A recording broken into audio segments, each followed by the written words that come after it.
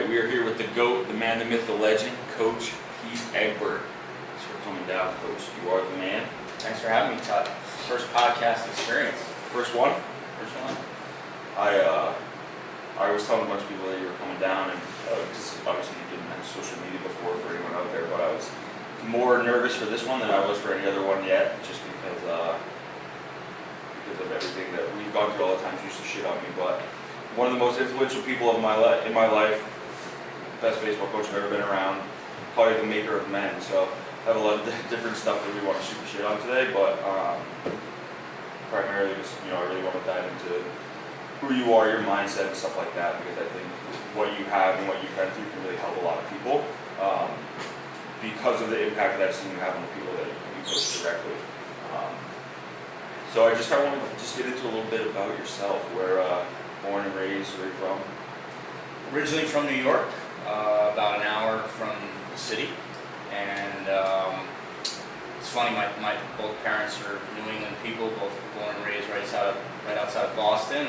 Dad's a big Red Sox fan, and obviously I'm a Yankee fan. My brother, who's a year younger, is a Mets fan, so that household was pretty contentious. That's a divide. I know. I remember when he came to watch one of the games, he had the Red Sox hat on, and when I was in high school, I was kind of confused as to how that would work.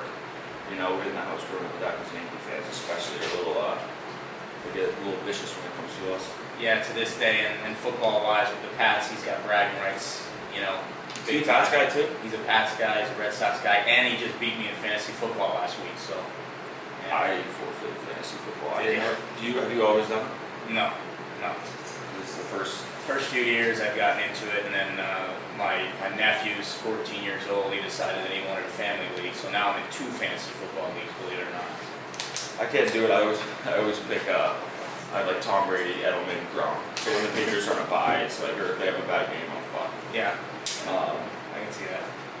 Where did so you born and raised in New York, and where did you go to school? I went to school at the University of Missouri. It was always a goal of mine to go see a different part of the country.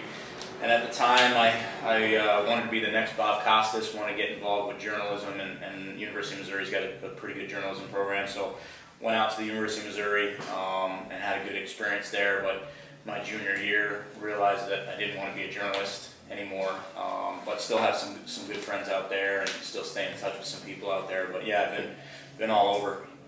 But yeah, Missouri's a good place for sure. That's that coaching life. Travel all over, grind, living out of the back of your car. I think that's always something funny to look back on, because when you ever ask a coach where they're from, it's like, well, take your pick. Yeah, in the college coaching world, that's what it is, especially in your younger years. You literally live out of the back of your car, and recruiting is essential, even at the Division III level. Guys are all over the place, and you got to take the next job that's available, regardless of where that is, and try and build your resume and meet people. And coaching stories, background stories are usually pretty interesting, because people don't stay in one place for very long, very often. It's funny you say that, because so you're at Misericordia University now. Obviously, where I went, I played for you, but we have you as everyone that plays for you has you up here. It's for us. It's like you've been there forever. When you bounce around, when you finish school, where did you go from there? Did you come right back to the East Coast, or did you travel all around? Where did your coaching career kind of start? Believe it or not, when I was a sophomore in high school, I had a buddy who was 2 years older than I was, and he started his own baseball camps in the community, and he recruited me to work for him. And so we started coaching 8 to 12-year-old kids on a Little League field, and that summer was awesome. I really kind of caught the coaching bug there, and knew that was always a thing that I could fall back on. My senior year of college, I decided that I didn't want to be a journalist, and I had front-loaded the first 3 years of my academic schedule, so my senior year was pretty light academically, and I didn't play at Missouri, but the coaching staff at Missouri was really good to me. I was involved with coaches or camps and clinics there, and so on and so forth. And the coach at Missouri said, "Hey, there's this guy down at Lincoln University, a half an hour down the road, who's looking for help. He's a one-man show, and he's looking for guys that can throw BP and hit fungos." So he got me set up at Lincoln University. I was working for a guy named Sergio Espinal, who was a minor league player in the Cubs organization, and I was 21 years old, a senior in college, coaching college baseball. Yeah. And that was an interesting experience for sure. That's a tough dynamic. You probably say that with your with GAs now, like a little bit of separation. Yeah, you went through that, right? Yeah. I mean, you coached in a program that you played for, and so at one point, day one, those guys are your boys, and you're hanging out with them and socializing and going to class with them, and all of a sudden you snap your fingers, and now you're coaching them, and Yeah. you've got a different role. For me, it was a little bit fortunate that I didn't play with any of those guys. I didn't know any of them, so it made the line a little bit easier. But and then after Lincoln, after college, I came home. And I spent a day or two at home and realized that I couldn't do that, and I needed to get out on my own, and I got a job waiting tables in Stamford, Connecticut, and was making pretty sick money doing that for 6 months, but I hated my life. I was working 6 dinners and 5 lunches a week, and I just needed to get back onto the baseball field. I went to the winter meetings, which was in Boston that year, and I got a job with the Asheville Tourists working in the business side of baseball, and I was an intern down in Asheville, North Carolina, which was an awesome experience, and I loved it, but I wasn't coaching, and I missed being on the field. So after that, I got my first paid assistant coaching job at Vassar College in New York, and I was there for 2 years, and that's where I really started to get serious about coaching. A guy by the name of Andy Barlow, who's now the head coach at MIT, is a big-time mentor of mine, an unbelievable baseball guy. And at that point, knew that you needed to go to grad school in order to do this for a living, so I went to grad school at Springfield College, and then did a year at Fairfield University. So I had 6 years of assistant coaching experience, Division I, II, and III, at 4 different institutions before I got my first break. It's funny because you listed off all those schools. It's the epitome of college coaching or coaching in general. And you, towards the middle part of your list, you said your first paid one. Yeah. So you're grinding it out, and you have to love it in order to do that. So, this is actually new news to me. So you didn't know forever that you wanted to be a college baseball coach, because when I see you, you are consumed by the game. You know so much knowledge. It's like I would have pinned it as when you were 12 years old. You're like, I'm gonna be a baseball coach. You didn't know? No, I didn't know. My dad was a real good baseball guy, and I learned the game from him. I learned a lot from him, and learned a lot from a lot of people over the years. But you don't realize at 12 years old that you can make a living doing that. So you don't do it, and you say, I told you my first paid job. When you talk about your first paid job, we're talking like $2,500, yeah. right? You're making $2,500. You're working 70, 80 hours a week, and that's just what coaching is. But we all do it for the love of it and the relationships that we build and the impacts that we can have. So that's how it kind of worked from there. And then a guy that I met while I was at grad school at Springfield College. Was an athletic trainer, and he and I became close, and he got an athletic training job at Fitchburg State University, and a year after he left, he called me and said, hey, the baseball job's open up at Fitchburg, why don't you put in, I'll put in a good word for you, and that was my first head coaching job, was at Fitchburg State. I remember, not to sound corny, I remember the day I met you. You were at Franklin Pierce in 2007, I believe. It was late in the process for me. We were at Fitchburg's green, the green Fitchburg sweatpants, so we were out in the cage in left field, and you asked me to take another round of BP, which might be for the first time and only time in 8 years of knowing and working and playing for you that you ever asked me to take another, that you could stand to watch me take another round of BP. But you were like, take another round of BP, I want to watch it swing. And then like a couple of days later, that was before emails and cell phones were really that big, I got a letter from you in the mail from Fitchburg State. Obviously because you were still there at the time, before you made the transition, and then that was when you had left and went down to Misericordia. Yeah, it was weird. I got the job, mid-August, and had recruited that summer in New England all summer, and then ended up down in Pennsylvania the last week of August, and I'm like, okay, for anyone that knows the college recruiting process, the summer is critically important. You're recruiting the guys that are between their junior and senior year of high school, and so I was like, okay, well, this is new to me. I don't know anybody in Pennsylvania. I don't have any relationships, and so we just started sending letters to all the guys that we had identified in New England, and just two guys, just you and Kurt Thomas, were the only two guys from New England who made visits and responded and ended up coming down. And of course, Kurt left after a semester, and you were the only one that stayed. And so I still tell that story to this day. Hell yeah! I was so committed because of how we communicated at Franklin Pierce that day, and the recruiting process would be very meticulous, handwritten notes, phone calls all the time. I was committed to play for you, and just so happened you were at Fitchburg. So when the letter came from Misericordia, I had already, in my mind, with my parents, committed to go to Misericordia without even visiting the campus. That was almost a formality because I wanted to play for you because of obviously the type of person and what you put off onto me.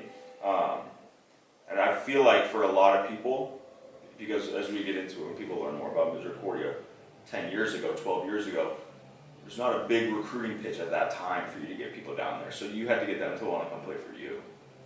And that's what I think all good recruiters end up learning is that regardless of where you are, if you're at LSU that has all the resources in the world or you're at a school that doesn't, recruiting is about building relationships. And I think, you've heard coaches talk about all the time, make it really difficult for them to say no to you. Yeah. And that's just about building relationships, and that's life, right? I mean, in any industry that you're in, or regardless of what you do, it's all about relationships and building those relationships and building that trust. So from a recruiting standpoint, it's no different. You've got to build that trust with 17-year-old kids and their families, and their families have to trust that they're sending their son or their daughter to a place where somebody's going to look after them and make sure that they have their best interests in mind. And I'm going to say it because I know you're not going to talk about it. That's not what I want to get too deep into on this, but from a baseball standpoint, from an accolade standpoint, when you took over Misericordia, they had won 4 games the year before. And I think your first season there, which was no recruiting, you got there in January or whatever. You guys won 7 games, I believe, and then every year after that it went up. You've won 8. You're shorting us. We went from 4 wins to 16 wins the first year. 4 to 16. Yeah. Almost 500. So, and then 21, and then 22, and it just kind of took off from there. Yeah. And then it got to the point where you were there for 3 seasons, 2 full years before then you won your first conference championship, 2011, all the way up until right now. Unfortunately, this season ended before anything could happen. But last year it was 8 in a row. Yeah, we won 9 in a row, which is unbelievable. You look back, and every single one of them is different and special in their own way. That 2011 team was really good, and kind of the justification for us that all the hard work that we put in, paid off. And each one after that is just as satisfying. Would you say the 2011? What brought everyone together? Who was the one person that you think of when you think of 2011? Pat Clark, of course, right? You got the king. The king comes. Every conversation comes back to the king, right? He'll remind you that he was the ace of that team with a 8-3 record and like a 3.8 ERA or something. Yeah. You would have thought that he was putting out Kershaw numbers. Yeah. Coming off the year before where his numbers were probably triple that. So we got to remind him of that too. And we bring him down, and I like to tell him that he was only the ace because Max got hurt before. Yeah, of course. So we keep him down. But I think that holds a lot of ground. I think those numbers, you never are one for it. I've seen you win awards and you take the play. You like Belichick when he gets the AFC Championship trophy, you take it and put it to the side because that's not what it's about for you.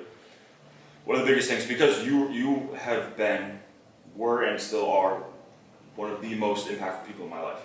I was talking about it, there's my father, there's you, and there's Dr. Ferraro. And what you did for me completely changed my life. Completely. I came there as a complete, I would say, I wasn't a fuck up. I was very sheltered in New Hampshire. I was saying I kind of went to big Dallas, Pennsylvania and let loose. Got my ears pierced, ate a lot of ramen noodles, drank a lot of Keystone Lights. I was on the verge of flunking out. And you changed my life.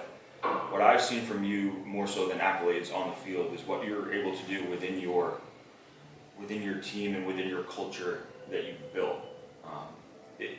Is that one of the things that attracts you more to coaching rather than on the field, the X's and the O's, or is helping the young man and developing them?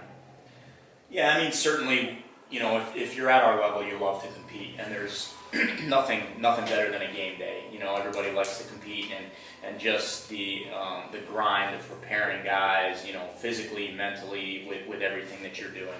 But the most exciting thing for me, and the reason that I get up every morning and keep going back, is the guys coming into the office and the guys sharing their academic experiences with me or their personal experiences with me. And you have to be close. It's a close line. It's a fine line. You don't want to get too much information, but at the same time, you've got to let them know that you're there for them.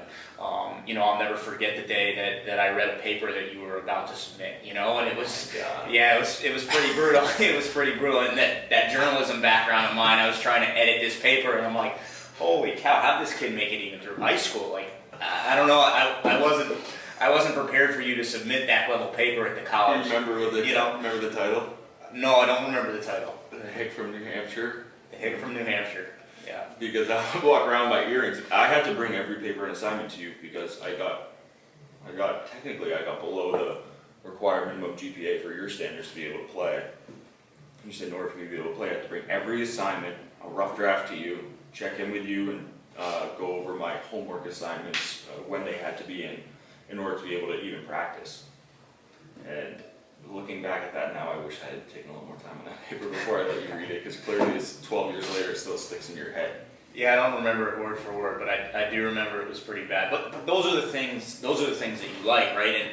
And so at the college level, we have the ability to impact, you know, 18 to 22-year-olds for the most part, and really that's an instrumental time in everybody's life. So you have the ability to mentor them and build relationships and get to know them, and that really is the most fun part of my job, is remembering when they walk on senior day what they were like as freshmen.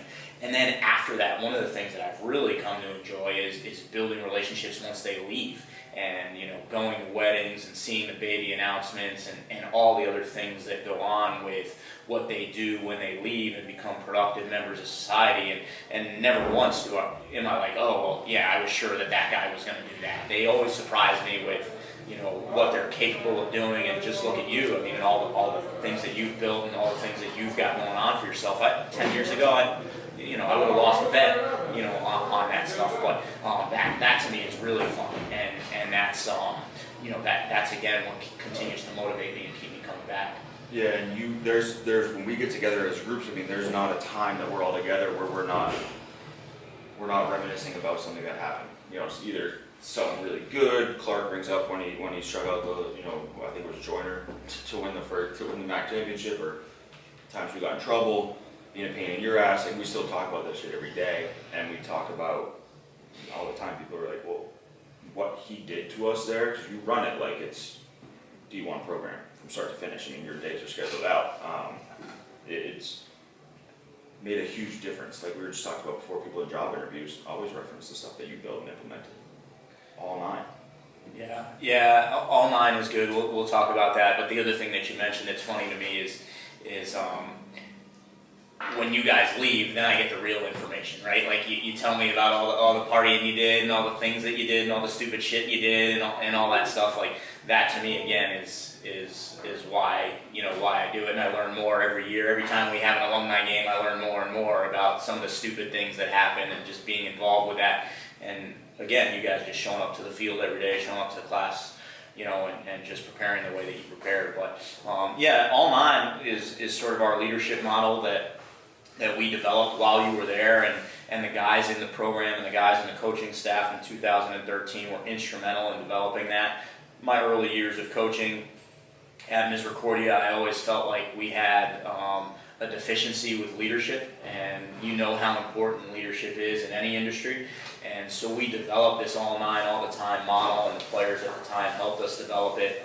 Andrew Bennett, who you've had on the podcast, was one of our former assistant coaches, was instrumental in developing it. David Gargone, who's a full-time faculty member on campus and has been with me as an assistant coach for 10 years now, really instrumental. And there were just 9 traits that we had talked about every day on and off the field that certainly they're not all inclusive. There are other things that are important, but these are 9 things that we had identified as a group that we talked about all the time that are really important to us, and we use it to this day. And so many good things have come out of it, and we can talk about some of that if you want. But communication being one of those things, and being detail oriented, and all the things that we strive for on a day in and day out basis are in that all nine. And for baseball purposes, you play 9 innings, you got 9 guys on the field, so it just made sense to have this all nine all the time thing.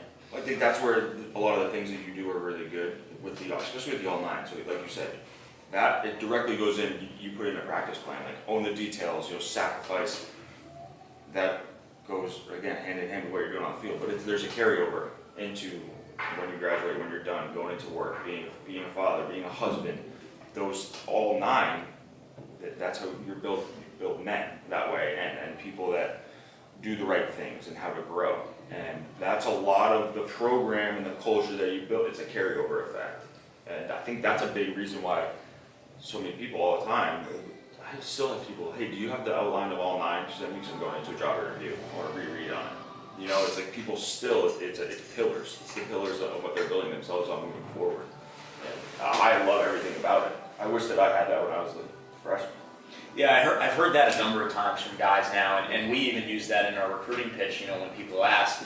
But to be able to take something with you, concrete with you, that you learned as part of the baseball program at our institution, and take that into a prospective employer and use that on a job interview. I have people that have told me they're convinced that they've gotten jobs because of the skill set that they developed in this all 9 that they've presented.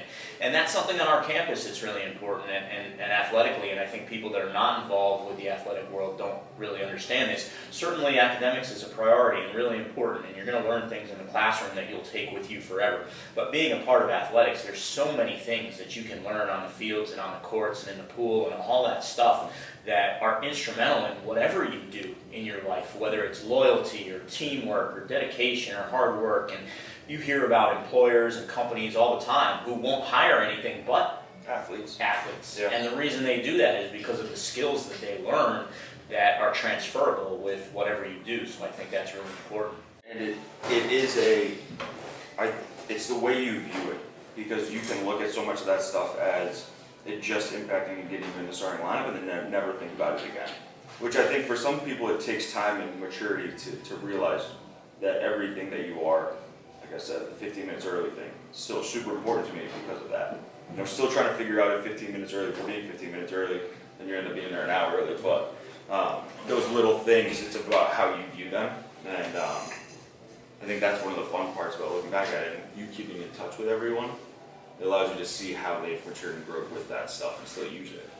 Yeah, and I think that's the other thing that we kind of realized when we created it is, with all of those traits, we never dictate what they mean.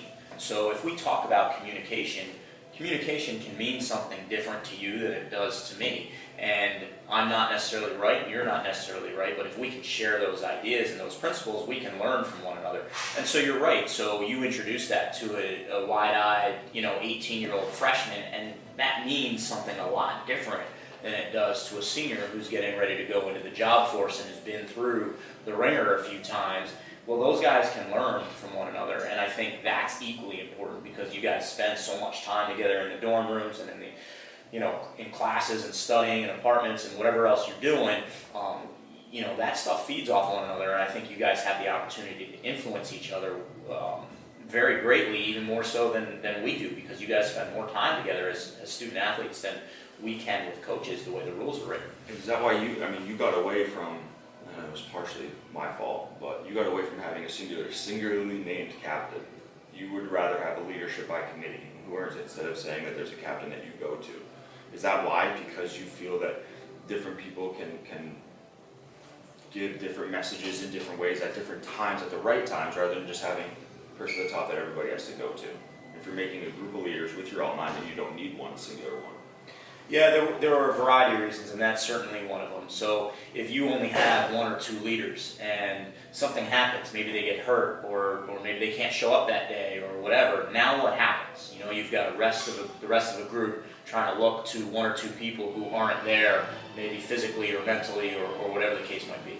But the other thing is, leadership is critically important in everything that you do. So my philosophy was, if you can give guys an opportunity to lead for 4 years, instead of just 1 or 2 as a junior or a senior as a quote-unquote captain, then you're giving them more experience to do that. So we tell our freshmen all the time, just because you're a freshman doesn't mean that you don't have the capability to lead. Maybe you're a good biology student as a freshman, and maybe we have a junior who's not a good biology student. Well, you have the ability to impact that junior even though you're a freshman. Now I get it, freshmen might not be able to influence the same way that juniors and seniors who have been around the block a little bit longer can influence, but all nine is part of that, right? You have the ability to influence in each of those areas. And then what we've done with that, you know, and you know this, where guys have the opportunity to vote for somebody on a team who exemplifies that trait that month the best, and by virtue of that vote, you know who your team leaders are. Yep. And it's always interesting to track. The guys who are team leaders in the off season are usually very different than the guys who are the team leaders during the season. So that's important too, right? The times of the year, and depending on what's going on in your organization, might dictate who can take more of a leadership role. So I think all that is why we've gotten away from that model. And to me, one of the other reasons that we've had the success is because guys kind of run it themselves now. The program kind of runs itself just because we have so much leadership in the program within. So from the current student athletes, they have a good understanding of what they're capable of doing and how to do it, and they teach the young guys all of that stuff, and it's been fun to kind of watch, you know, how it's evolved. Yeah, I didn't see the transition. You know, even from when I got there day one to what it is now. I remember the feel of the change. I think when I was still playing, it was still the underdog, dirt dog, you know, and then it was right after I left that first class, I think, with Comerford and Lindsay and Dorosh, those guys. It was like, you could feel the change, because that was when that culture and mentality was implemented to the freshman day one. You're kind of still filtering out the I don't want to say bad apples, but the different mindsets and the different reasons why people were there. But one thing, I actually just realized this yesterday, I was talking to another coach, and he was saying that, you know, if you can spend your life helping people, it's gonna be the most gratifying life that you can have, but you're also helping yourself in return. And something that you always, the one year where we got into it, you did some dumb shit while you were away on vacation with your family, and come back to voicemails, you know, from whoever saying that we're in trouble, and you're like, my livelihood, the ability for you to take care of your family is in the hands of 18 to 22-year-old dudes who are chasing girls, going and partying and doing this. So in turn, you're helping them become better men, better leaders. They're helping you, you know, I wouldn't say have a safer, but it's a better program and a safer place for you to be around. So you're trusting. It's almost like a blind trust until you build out these men to, yeah, because as a coach in your program, your livelihood's in the hands of us when we're 19 years old. If we fuck up that bad, you know, it was something that kind of clicked to me yesterday. Yeah, and that is true, but there's other things, you know, that we get out of it. Just the fact that, you know, my kids have the opportunity to hang out with college athletes and on a college campus and all the benefits that go with that. And certainly my family pays its dues with as much as I'm away, you know, and out of the house and so on and so forth. But there are benefits that they get out of it too. And as my family has evolved, my wife didn't know what a baseball looked like when we first got married, and she was never a baseball fan, but she's the most avid fan now. The past, you know, 7, 8, 9 years, she's glued to the live stats, and she follows us everywhere that we go because she's built relationships and she gets to know the guys and stuff like that. So she's very much invested in that, and it becomes an outlet, you know, for your family as well. So there are benefits that we get out of it. But you're right. You know, you've heard coaches say that before. You know, my livelihood depends on the decisions of 18 to 22-year-olds. So if we play on Friday and you guys decide to go out on Thursday and get trashed, that's going to affect our wins and losses. And if I get enough losses, then, you know, my job's on the line, and you know, more so that happens at the Division I level than it does at the Division III level. But there is some aspect to that. You know, if your team is always in trouble and you can't, you don't have a good image around campus and so on and so forth, you get pressure from your administration, and that's first and foremost, you know, what we're looking for is to create a good image and to make sure that we're doing the right things and treating everybody with respect and those types of things. And that's the thing that I'm more proud of than the wins and losses is we've built, you guys have built a great relationship with everybody on campus and the community, and those are the things that I hear. And so when we go to Florida, we play a week in Florida, and when we're checking out of the hotel, the woman who runs the hotel says to me, hey, you know, you guys were the best team that we've ever had here. Your guys are really courteous. They're very polite. Like, that to me goes a long way, and that says a lot about what you guys take out of, you know, what we're trying to do. Yeah, and I think one of the things that's admirable for me, going from playing for you to working for you, I feel like you have a blind trust. You trust people and your athletes until they prove you wrong. You know, you let them, you give them what they need to succeed, and you let them go. Which, working for you, I saw in a completely different way. I had never, when I was done playing, obviously I was your grad assistant for 2 years after Bennett left. You essentially just handed the keys to that part of the program over, and until I would, you know, mess something up, it was, do your thing, run with it, I trust you.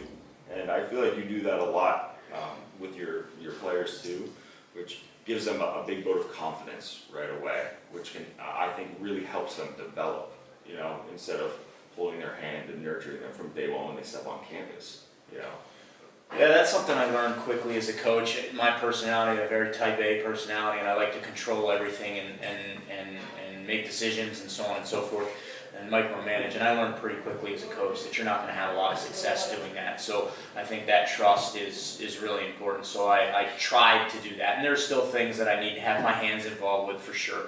But I try and do that, and some of the stories that I have, you know, the Bennett story is an interesting one. I don't think you guys even got into it in your podcast, but we never had a GA, and so Andrew Bennett, you know, applies for the GA. We give him the job, and he's supposed to come out like the first day of August, and he's driving out from Minnesota, and I'm scheduled to go on vacation like August 5th. So I'm like, okay, well, you got 4 or 5 days together, and I'm going to teach him the ropes, and then I'm going to get him out on the road recruiting and whatever. So he calls me the day before he's supposed to be there, and he said, you know, I started to drive, and my car broke down, and they suggested that I go back home and turn around and fix my car. Knowing Bennett was probably having a fucking heart attack. He was not in a good mood that day, right? So he's like, I'm sorry, I'm not going to be able to come out until, you know, whenever. So long story short, he makes it out literally at like 9 o'clock the night before that we're scheduled to go on vacation. And we meet at 9 o'clock on campus. I give him the keys. I show him what opens what. I have a one-page document for him. On Monday, you should go here to recruit this kid. On Tuesday, you should go here to recruit this kid. And I left. And I was like, oh my gosh, what am I... Like, he's probably thinking, what did I get myself into? He's halfway across the country. He doesn't know the East Coast at all. And I was shocked when I got back. I mean, he's a bright guy. He's on top of things. He really, really impressed me. And I think that kind of set the precedent for my assistant coaches. I was like, yeah, I can rely on our assistant coaches to do things that I used to do. And quite honestly, guys like you, guys like Bennett, Lindsay, you guys have allowed me to have a family life. Because it used to be me out on the road and me grinding and me, and I do a little bit, but a lot less than you guys do, and a lot less for sure than I used to do. And I think that is the trust, you know, in your assistant coaches. And I try and take that same approach with the players. It's a little bit different though, depending on, you know, their mindset and their character and what skills they have coming in. Obviously, you can trust some more guys than others, but I think that goes along with guys that make it through our program. I'm pretty comfortable and confident by the time they're juniors and seniors, they're ready to go, and they're ready to take, you know, the reins of things and do things on their own, and I don't want to limit that. And having, when you go in and you want something done, you are very clear, transparent to the point, right? I know if I go in and there's one typo on the bat, I remember there was a batting average mess up, but there wasn't. You thought there was. And you told me straight up, you're like, this is wrong. You know, and I went back to the office, fixed it, came back at it. You don't sugarcoat anything. So the expectations are set. So there's no second guessing, and that's a huge part, I think, of being a leader, being in charge. If you know the expectations and they don't meet them, there's no need for a conversation about it. But when those lines get a little blurry and you're not clear, and I think that's what you did a really good job with, especially as the program grew, but with your assistant coaches and your GAs, it was, you knew as expected, and you didn't have to check in, you didn't have to do, you just had to do your stuff and come prepared when you needed to, and it gave us the freedom, I feel, to kind of grow ourselves, you know, as men within your program, because you made it very clear on what to do and when to do it. And I know talking to Bennett about it, it was like there were days I wouldn't go back to the office for 10 days in the summer. Because I'm in Long Island for 3 days, Philadelphia, back, you know, 15,000 miles or whatever. no questions. We come in and go over the stuff because we just knew what to do. And I actually would always be like, why are you fucking working so much? And I'm like, does Egbert tell you to do that? I'm like, no, it's just expected. That's what you do. They would still go back and forth with that, the stories on that. Yeah, during the interview process, I think we're pretty clear, and that's what the expectation is, and that's what the job requires. Gargone and I talk a lot about hiring a GA from the program versus hiring a GA not from the program, and there's advantages and disadvantages to both. But I think just the assistant coaches have created that same bond that the players have created, and you guys mentor one another, and so the outgoing GA will tell the incoming GA, you know, this is what you need to do, this is what the expectation is, but I also allow them, hopefully, some flexibility to put their own mark on it and be able to impact that. Now again, there are certain things that I want done a certain way, for sure, and there are some things, as you know, I mean, you're going to lose some battles, right? Like, oh, you talk to me about A, B, and C. I'm not a big technology guy. I still have all my guys and the GAs talk to me about the technology and the use of technology, and I think there's some advantages to it and some things that you can take out of it, but more than anything, I want you guys to be able to put your mark on things, and I want guys to be able, you know, every year is not the same, every guy is not the same, and I don't want it to be. And you have to get to know your personnel and get to know your guys and figure out what they are capable and not capable of doing. But the other thing I do with the assistants and with the players, right, I'm going to challenge your weaknesses. Right, we're going to identify your weaknesses really quickly, and we're going to try and put you in a situation where we can utilize your strengths. But to me, I'm big on the philosophy that you're only as strong as your weakest link. So I'm going to challenge your weaknesses, and we're going to challenge you to get better at those things. One of my favorite sayings of yours always is challenge yourself. I remember the funniest story, and it's definitely made up, probably, but because you used to say that so much about the most ridiculous things, like just challenge yourself. Clark's like, yeah, you know, we're sitting in Anderson, and Coach has this kid there who can barely walk. He's trying to reach up to get water out of the water fountain, and Coach just looks down and says, just challenge yourself. Like the kid's just going to grow 1.5 feet in the next 2 minutes, be able to drink the water by himself. Little shit like that, you know, just challenge yourself. Find a way, right? Like get a step stool, do whatever you need to do, right? Ask a cute girl to hold the water down for you. You got to figure out what you can do to get that water, but I'm not going to press it for you. That's what I told Clark. We were coming. He's like, you think he's going to tell Emerson to challenge herself to get water out of the thing, or she starts crying? I'm like, probably, you know. He was like, he's probably going to have her get on the line at the end of the turf and run some 5 and 30s or something. Did we ever do that? I don't remember conditioning very much. The 9-inning day still lives in Is that right? Yeah, we did. I think it was like 5 hours straight. It was 8 a.m. to about 12:30. We did 9 different innings of different conditioning things, and it wasn't even punishment. I missed the suicide squeeze sign at the last practice, and we packed up and left. Is that what happened? Yeah. I wanted to see that extra round of BP when you were in high school, but when you're in college, I always wanted you to squeeze. If there was a runner at third with less than 2 outs, Tug was squeezing, no doubt. Everyone's like, you're the least intimidating 6-foot right-hand or left-handed swinging catcher of all time. Yeah. Because they just lay down a nice sack bunt every once in a while. Yeah, yeah. We were talking about the tough love stuff with that, and probably some of it nowadays. I'm all for it. It's probably some of the stuff you can't do now. It is what it is, but It's changed. I was very large my freshman year, and Coach was definitely, you were not shy to remind me. So I could never hit the ball the other way if I did ever make contact. I could rarely pull it either. But he told me if we put an apple pie in the left field that I'd be able to hit the ball the other way. And then you used to walk around and test our toughness, I guess, and make us stand there and throw balls off our chest. You hit like 10 dudes in the chest next to me, you got to me, you faked it, and you were like, no, I want this ball back. If I throw it off, you will get stuck between your chest. Then you went on to the next one. But look at you now. Look at you now, right? It's a tough love. Yeah, it is. Some of those things you can't do today for sure. But I think there's some, again, you know, they're all with reason and all with purpose.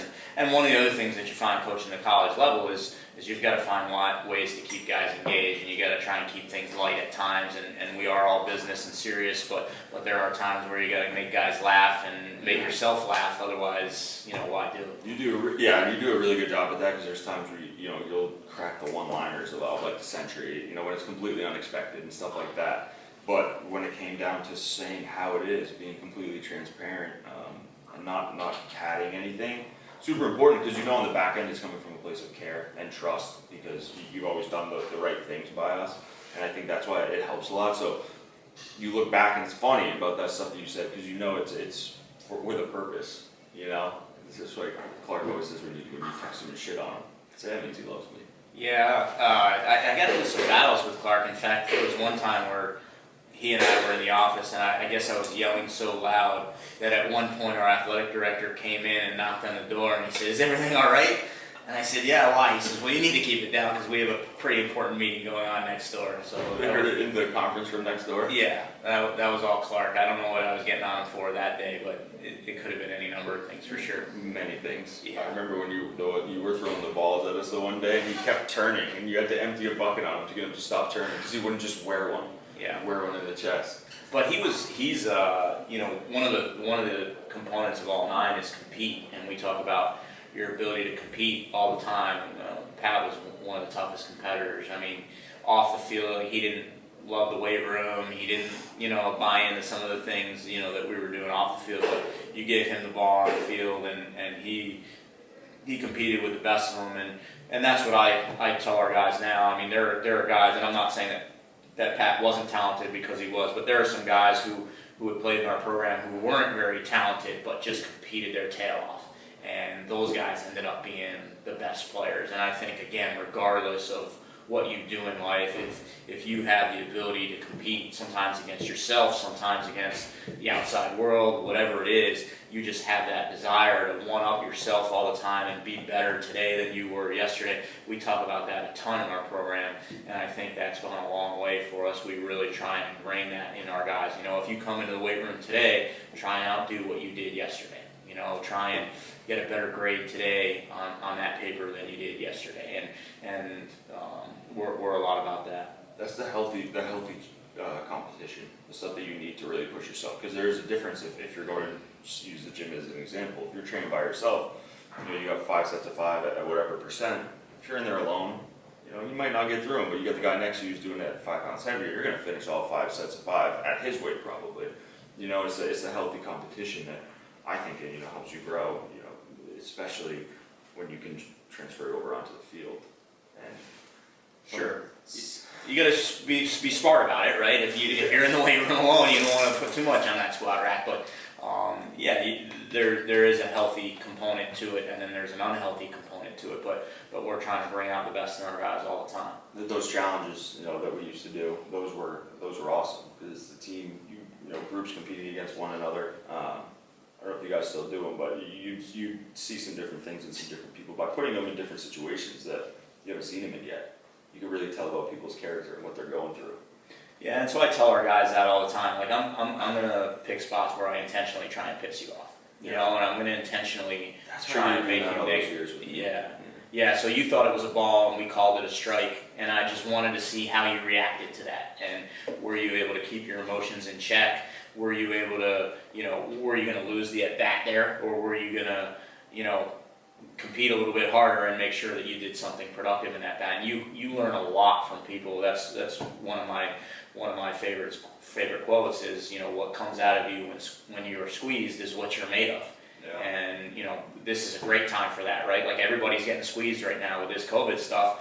What comes out of you when you're squeezed is what you're made of. And you're going to find out who's true to themselves and who has the ability to compete and who has the ability to rise above what's going on right now in a really difficult world. No, I love that. I could not agree more because I have spent so much time recently like looking into mindset and a lot of it because of this, because I think it's so crucial into that and the way you view things and how you can come out of shitty situations, which I think preparing yourself as much as you possibly can, you know, is very important, but you can see people who have taken the time to self-reflect, diagnose the situation, what you're going through, and put perspective on it, come out of things a lot different. You know, I always say your mindset determines the outcome, always, and it's something that I couldn't agree and live through more every single day. I think a lot of that comes back to you, like you said. When I got to you, I was 250 pounds, earrings, chin strap, staying up till 3:30 a.m., waking up at noon, skipping class, and you know, that switch after sitting down with you. You showing me the right way, leading by example, helped me so much that it's now what I want to pass on. And I would say, you let people do their thing. When I told you, and I know that your GA position is it's a hard position to get. You have hundreds of applicants. It's a very important piece. It changed my life a ton. And I wasn't even thinking about getting into coaching. And you had told me that you thought it would be good for me, maybe just based on my personality or whatever it was. And when I finished my grad assistant, because I was seeing everyone buying cars and houses, I was like, oh, I'm going to leave and go into sales, right? Kind of like you and your waiting job. Made a bunch of money, fucking miserable. Yeah. Fucking miserable. Came back and coached for you, volunteered again for you. After the GA, I realized it wasn't so much the X's and O's on the field, but it was the way of helping people. And it just so happened for me to be, my passion was doing it through strength and conditioning, the same way yours is through baseball. And I think coaching in general is the same field, no matter if it's baseball, soccer, strength conditioning, mental coaching, because you're in the business to help people. And going through that for me was a lot from what I learned, obviously going through it and working for you. We're all teachers, right? We're all teachers, and teaching is in the traditional sense in a classroom with books and at the chalkboard, but you're a teacher. You come in every day and you teach your clients and your staff things that you want to accomplish, and the same thing with coaching, and the same thing with many fields, and you just have the ability to, again, build relationships and trust other people. But I would say, I appreciate the kind words, but I would say you guys have an impact on each other, more so than anybody else does. And I think that's because you spend so much time with one another. One of the other great joys for me is to see you guys continue to stay in touch. We have guys from your class that continue to stay in touch and are the best of friends and showing up at everybody's weddings and stuff like that. But then even beyond that, building relationships with classes that came before you and after you. And we've got a really special thing going on. But every organization has that. And again, that's what it's about, and that's what makes it worthwhile for me. I love those championship weekends, going to the hotels on there, just watching the game with all the alumni, having beers. Like, that's an awesome weekend getaway for the guys. Yeah, we still can't get rid of your parents. Like, no. your parents travel down 6 hours every year to come watch us play. They continue to go to Florida and make the Florida trip every year, even well after you were gone. I'm telling you, what you built, man, it's just they will not stop either. They watch every live sack game. I'll be like, Coach, my mom, did you see what happened at the game today? I'm like, what game? She's like, Misericordia played Widener. I'm like, no, I didn't see it. They freaking love it. Yeah, and they will still drive. I mean, talk about probably the most upsetting thing for a lot of people was no homecoming this year. Yeah. We couldn't come back, couldn't play, couldn't be on campus. That was a pretty sad time when that got canceled. We'll figure out a way to make that up. We'll figure it out. But you realize, the year that we went out to Wisconsin and played in the World Series in 2018, there were 4 sets of parents who drove from the East Coast to Wisconsin to watch us play, whose sons were no longer involved with the program. Now, in my estimation, their sons were very involved with the process of getting us there, but they just wanted to see what happens. And at that point, you're like, wow, we've made a mark on people. People are invested in what we're doing. And again, any good organization, I think, that's the goal, and that's what you're striving for. And we always say, it was big on the recruiting pitch, your baseball is just a tool that you use to prepare men for life. Yeah. And that's building that with their families too, which I think is a huge thing. Something I do want to talk about real quick that you had mentioned, that I mentioned too. Technology. What's good with it? I see you have a cell phone now. For the first time. Yeah. You definitely still hold it like you just got it. Yeah. You're doing the single finger. Oh yeah, absolutely. I worked for you for 3 years, recruited on the road for you 80 hours a week, and you didn't have a phone. And I would be calling your house phone, your landline. You'd be calling me from your wife's phone on vacation. Why? Why didn't you have one? I was at the point where I like to be in the moment. I like to be focused on what I'm doing. When I was out recruiting, it didn't matter what was going on. I didn't want to be bothered. I wanted to focus on that game, that player that I was there to watch. If I'm sitting with you in a meeting, I want to be focused on what you're telling me and the relationship that we're building. I don't want to be distracted by somebody else chiming into that. And I still go by that, but it's very difficult now. It's very difficult now. And now that I have a phone, essentially I got a phone so that I could talk to 17-year-old kids. and they won't answer a phone call. They won't answer a phone call. They only answer texts now. So I had that computer program where I was calling. They wouldn't answer, and then I'd be able to text them from the computer program saying, "Hey, can you reach out to me?" And sometimes they would, and sometimes they wouldn't. So just it's become a necessity to be able to do that. But there are times, and it upsets me now to this day. I get distracted by it, and I don't want to be, because I want to be in the moment and I want to be focused on what's in front of me at that time. And I think too much I use it to distract me, and that's not good. But technology in general has passed me by. Both my 15 and my 12-year-old know a heck of a lot more than I do, and they're teaching me things every day. And I never thought I'd be doing podcasts or listening to podcasts, but I really enjoy yours and Tooney's. Jim Tunison has one. It's a lot of fun to listen to. So all this stuff is good stuff. So is this, you're not liking this setup? I hate the camera.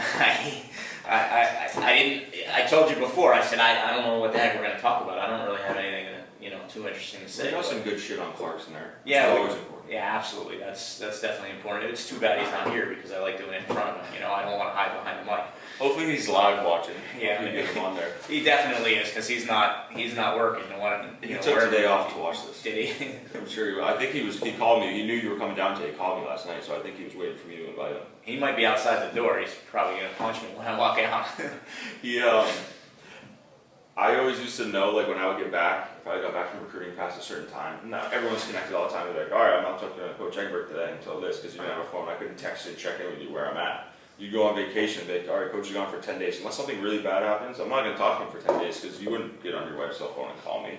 No. And that's crazy to me because of how connected people are all the time. Yeah. There was realistically, there was only one or two times where something big happened and I needed you that moment, and I'm just sprinting through campus, like calling the dean's office to see if you're in there, or stuff like that. But you always say, I need my phone in case something happens. There was really only one or two times where I needed to get in touch with you.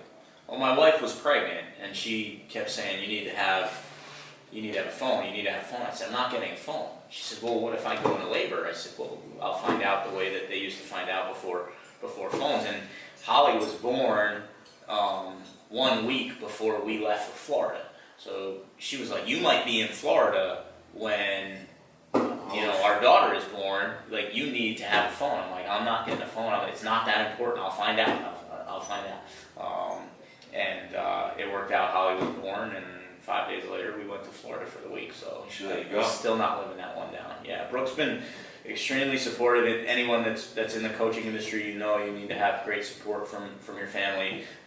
She's been unbelievable, and as I said, over the years, she's gotten more supportive with what we're doing, more connected with what we're doing, which I think has helped in the transition for sure. Yeah, at that time, honestly, for me, meeting Ashley, starting my relationship when I was working for you as a grad assistant, it almost like you were training me as a grad assistant for this, but it was also very helpful for our relationship, because the expectations were it's not a 40-hour work week, as a coach. So she knew when I came out here, it wasn't just because you're a private sector, it's not just going to be out here home at 5 o'clock every day. Yeah. So the expectations were set that you just go until it gets done, you go as much as humanly possible.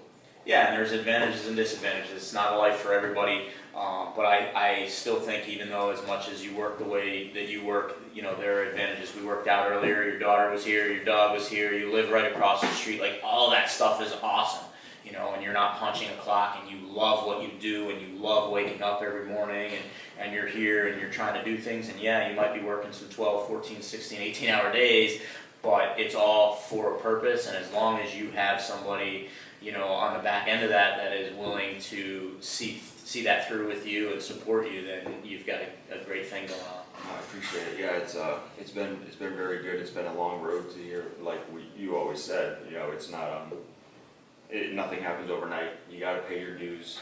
I'm still paying my dues. And yes, there's days we work 20 hours. There's also days where we work 4 hours on a Wednesday. It can take out. It's kind of, it all washes out. But as long as you go home and have the family there, and like you asked earlier, I'm doing a much better job, I think. Find out from Ashley later if I've been doing a better job with the separation, which is important. Is to know why you do what we do and put all the hours into what we're doing. Just to have that there, it's for your family. Yeah, and to be honest, when I first got to Misericordia, there was a GA program in place, but the baseball program didn't have a GA. And Dave Martin, the athletic director at the time, kept asking me, do you want a GA? Do you want a GA? And I was hesitant at first because getting a GA meant that we were going to lose all of our other assistant coaches. And getting a GA was the best thing that I ever did because it allowed me to spend some time with my family again. And that's been critically important. Probably still not home as much as she or I would like to be home, but that's just the nature of the beast, and there are times where you can be. But again, the last 6 months with everything that's gone on, I have been home a little bit more, and going forward, you kind of reset some things, and you have some new goals in place, and then moving forward, you try and do what you can to make sure that you are spending time with family. Of course. The last thing I want to ask you is, what's up with your Yankees? They got. I thought they were savages and everything. I don't know if you want to get me going on the Yankees. I need to hear from you. I don't think I've got to talk to you since. I'm a huge baseball fan, and I watch a few innings at a time. But Major League Baseball is very difficult to watch from start to finish. Now the game moves so slow. The ball's never put in play. It's about strikeouts.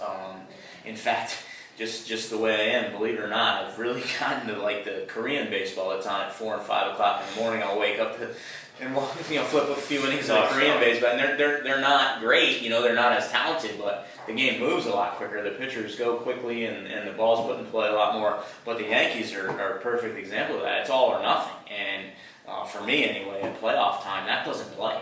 You're not going to win consistently at playoff time if all you can do is hit home run and not generate runs, regardless of how talented you are. So yeah, they're really talented, but they're tough to watch, and I don't know that you can win 15, 16, 17 ball games at playoff time against the best competition built like that. So I'm hoping it changes. I'm hoping the game kind of evolves again. We've gotten into this, at the professional level where it's all or nothing and speed doesn't play anymore. And that's how I was, that's a part of the game that excites me, in the Vince Coleman and Willie McGee days of the 80s Cardinals, and putting pressure on the defense and those types of things. That's how you build your program. Yeah, power hitters. The Royals won like that a few years ago. They were able to do that. So I'm hoping, every industry has fads. I'm hoping that this is a fad and that the game kind of reverts back to the way that it used to be, because it was a much more exciting game for me to watch at that point. Yeah, it's always fun to watch somebody hit a ball from 180 feet, but if that happens once every few games, it's That's why the Sox won 2 years ago, realistically, because a lot of those guys, they didn't have a ton of huge home run numbers. Yeah, what about Betts? Seeing him winning another uniform, that's got to be tough for you, right? This is the dark period for Boston sports. You're looking at Betts just dominate on the Dodgers. You're looking at Tom Brady dominate in Tampa Bay. I get a Tom Brady tattoo on my leg. What am I supposed to do? It's like, I don't really know what to think anymore. Thank God it's all happened during this COVID time. Just sports to me right now is like, I gotta focus on the business, grow these other things, having a daughter. I'm just playing the card that I don't give a shit about sports for a while. If Clark and those guys keep badgering me about it. How do you feel about Tom? Yeah, Eagles fans don't have much to talk about now anyway. So is it Brady or is it Belichick? I think at this... you got to go with Brady, right? Yeah. Just based on what's happened this year. 2-4, they look like shit. Yeah. So I don't know. I thought it was Belichick. I thought he'd be okay without Brady, but... There's a sub-500 record before Brady. I know. So... It's going to be interesting to see what happens throughout the rest of the year in all of sports, and I don't know. I struggle watching sports right now because there's no fans.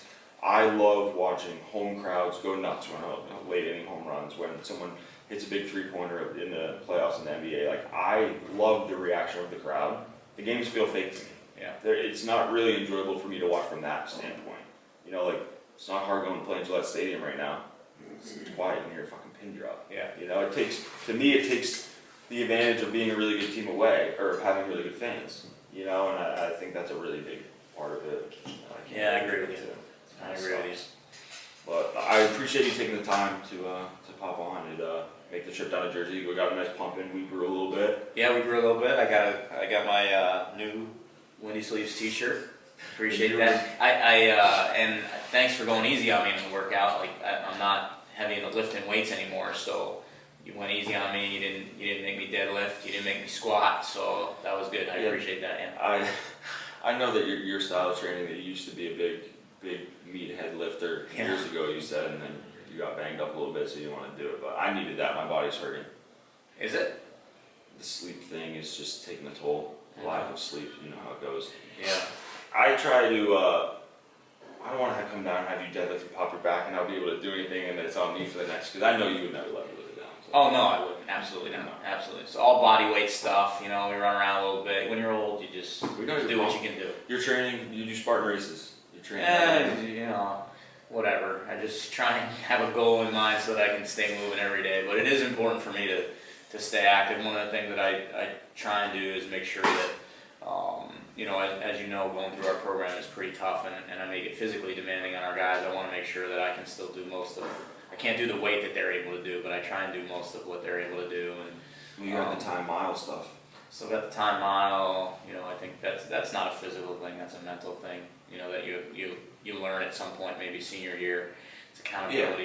Yeah. You know, when you get to your last one is when you realize, oh, we did that. So I knew you tell them in September they had to run a 6:30 mile January 20th. You got 5 months, 4 months to train for it. If you don't do it, that's on you.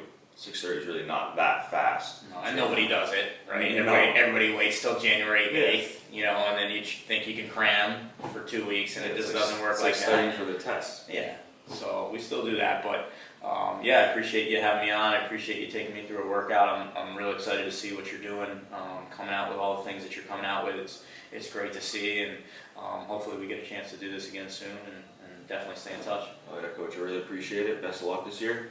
You're the man. Talk to you soon. Yeah.